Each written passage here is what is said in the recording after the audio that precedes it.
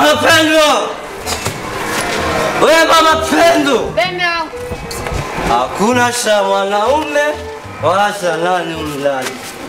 Utaniambia vizuri kwa nini leo kanipa majibu leo kamili. Majibu gani sasa? Mama Pendo. Bema. Ulipoondoka mtoto ulimwacha kwa nani? Nilimwacha amelala mume wangu, nilikuwa nimeenda sokoni. Kwa taarifa niliyoipata leo mama Pendo, mtoto amekula simenti. Na kwa nini ukakubali mtoto akala simenti?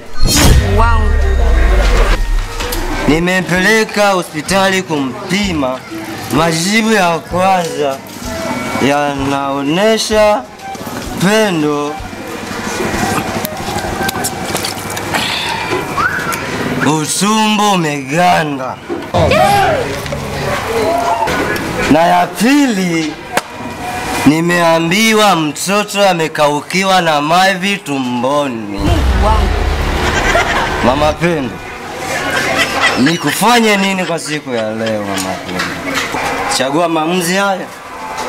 Mtoto wangu mavi kurudi kama jinsi ilivyokuwa mwanzo au kuendelea kumtibia mwenyewe. Mimi naondoka.